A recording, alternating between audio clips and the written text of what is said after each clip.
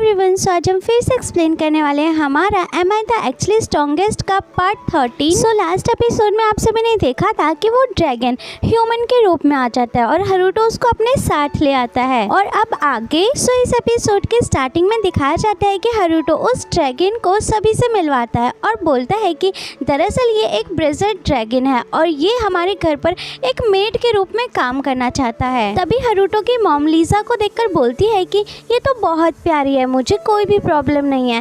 फिर Charlotte Lisa से जाकर हाथ मिलाती है और बोलती है मैं होप करती हूँ कि हम दोनों की अच्छी दोस्ती बनेगी। ये बात सुनकर लीजा थोड़ा सा शर्मा जाती है और बोलती है हाँ मैं भी होप करती हूँ कि हम दोनों की अच्छी बने। फिर हरुटो के डैड बोलते हैं कि मुझे तो बिल्कुल यकीन नहीं हो रहा कि ये वही ड्रैगन है जिसके बारे में हम लोग बातें कर रहे थे, लेकिन मुझे इस चीज़ से फ़र्क नहीं पड़ता कि तुम यहाँ पर इसको कैसे लेके आए। जब तक ये यहाँ पर रूल फॉलो करेगी, जब तक ये यहाँ पर रह सकती है, मुझे कोई प्रॉब्लम नहीं है। जिसको सुनकर सभी बहुत खुश हो जाते हैं कि लीजा भी अब उनके साथ रह सकती है। खैर इसके बाद हमें नेक्स्ट सीन दिखाया जाता है जहाँ पर फ्ले लीजा को काम करना सिखाती है और चेक करते हैं कि उसके अंदर कितनी एबिलिटी है काम करने की।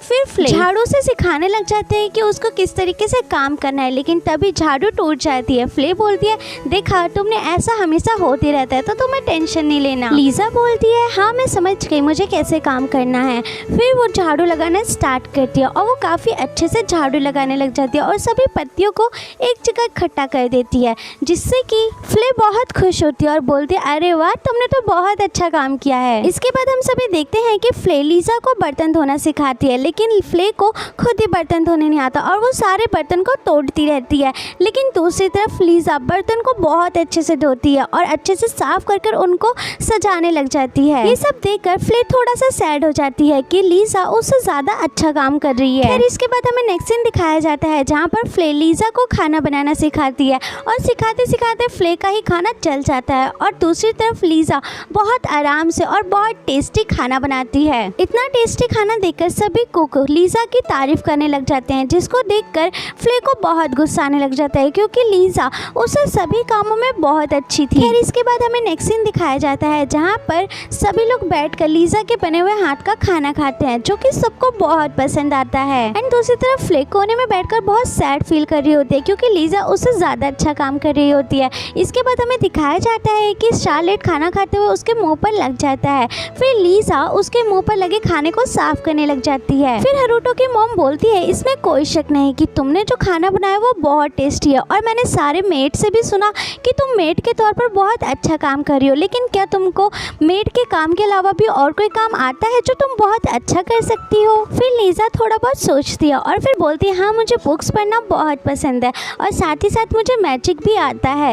ये बात सुनकर हरुटो की मॉम काफ़ी इम्प्रेस हो जाती है और बोलती है ये तो बहुत अच्छी बात है और तुम इसका फ़ायदा उठा के क्यों ना तुम शार्लेट की पर्सनल मेड बन जाओ। लीजा को ये बात काफ़ी पसंद आती है और बोलती है ठीक है मैं शार्लेट की पर्सनल मेड बनने के लिए तैयार हूँ। इसके बाद लीजा शार्लेट की पर्सनल मेड बन जाती है। इसके बाद हम सभी देखते हैं कि लीजा शार्लेट को सुबह सुबह जगाने के लिए जाती है और फटाक से उसके कपड़े भी चेंज कर देती है और फिर लीजा शार्लेट को मैजिक भी सिखाती है। पहले शार्लेट को थोड़ी बहुत दिक्कत आती है, लेकिन बाद में वो काफ़ी अच्छे से मैजिक का यूज़ कर पाती है।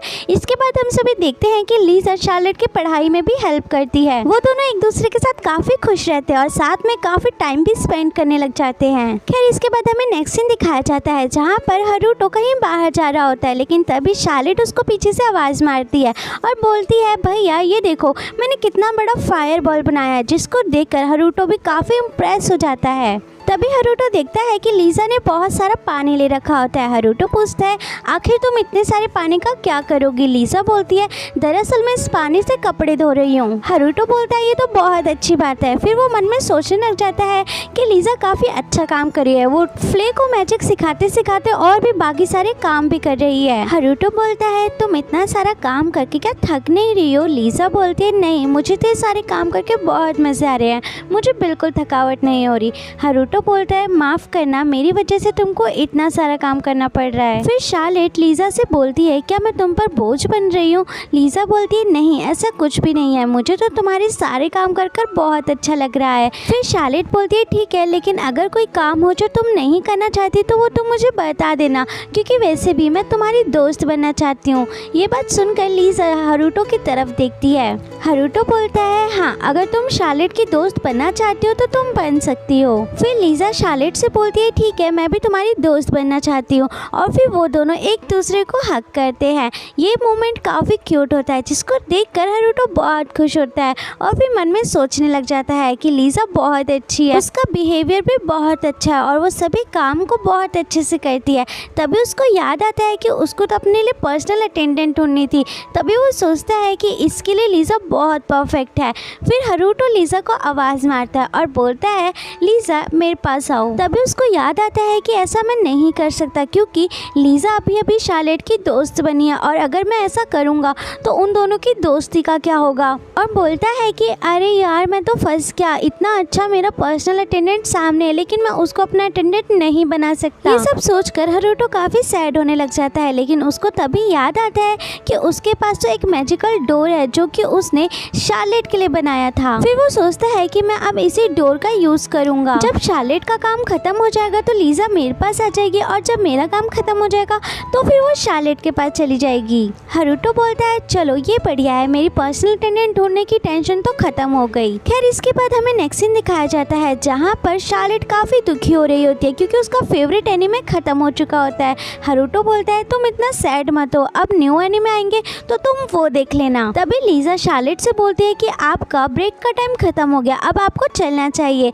शार्लेट उसके साथ जाने लग जाती है, लेकिन तभी हरुटो उसको रोकता है। हरुटो बोलता है दरअसल मैं तुमको ये बताना भूल गया था कि मैं अगले हफ्ते से रॉयल फैमिली के स्कूल ज्वाइन करने वाला हूँ। शार्लेट काफी शॉक्ड होती है और बोलती है क्या एक हिडन स्कूल काउंसिल? और फिर वो लीसा से कहती है कि आज के मेरे सारे प्लान्स को कैंसिल कर दो और सभी लोगों को इकट्ठा करो, ये एक इमरजेंसी मीटिंग है राउंड टेबल की। जिसको सुनकर हरुटो काफी शॉक्ड होता है और बोलता है क्या ये राउंड टेबल क्या है? फिर इसके बाद हमें दिखाया जाता है कि ये सभी बैठकर मीटिंग करने लग जाते हैं, जिसकी शुरुआत शार्लेट करती है और बोलती है कि मीटिंग का टॉपिक ये है कि हरुटो नेक्स्ट वीक रॉयल फैमिली के स्कूल ज्वाइन कर रहा है। जिसको सुनकर फ्लेक काफी शॉक्ड होती है और बोलती है क्या आखिर ये कैसे हो सकता है, आखिर मेरे को हरुटो ने ये बात क्यों नहीं बताई? और बोलती है आखिर हरुटो मास्टर ह्यूमंस के स्कूल में क्या ही सीख लेंगे, वो तो एक डीमन किंग है।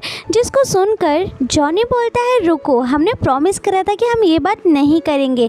लेकिन शार्लेट ये बात थोड़ी सी सुन लेती है और बोलती है क्या मैंने क्या सुना, क्या ये बात हरुटो से लेकर जो कि मुझे नहीं पता? फ्ले बोलती है हाँ, ये हम सभी डीमंस का एक सीक्रेट है जो तुमको नहीं पता। जिसको सुनकर शार्लेट काफ़ी सैड हो जाती है और बहुत दुखी फील करती है। जिस पर जॉनी बोलता है आप इतना दुखी मत हो, हरुटो मास्टर आपसे बहुत प्यार करते हैं, वो आपको ये बात खुद ही बता देंगे। जिस पर शार्लेट बोलती है क्या सच में हरुटो मेरे से प्यार करता है?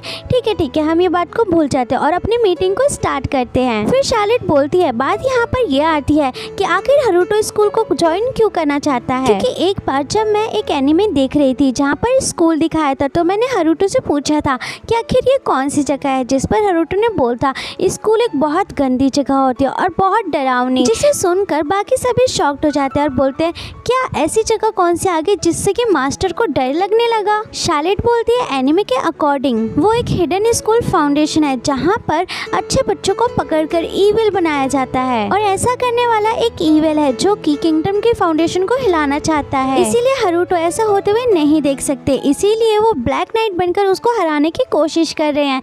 जिसे सुनकर फ्ले और जॉनी भी उसकी बात को एग्री कर जाते हैं और बोलते हैं हाँ जरूर ऐसा ही होगा। शार्लेट बोलती है हमें अब हरुटो की हेल्प करनी होगी, जरूर हरुटो कैप्री में जाने के लिए उस डोर का यूज करेगा, इसी का हम फायदा उठाएंगे। तभी मैं फ्ले और लीजा कैब्री में जाकर इंफॉर्मेशन को इकट्ठा करेंगे और जॉनी पेंडामोलियम को एक्सपेंड करेंगे और आने वाली किसी भी प्रॉब्लम के लिए रेडी रहेंगे। जिस पर सभी एग्री करते हैं, लेकिन तभी लीजा बोलती है क्यों ना हम इस बारे में हरुटो से ही डायरेक्टली बात कर ले।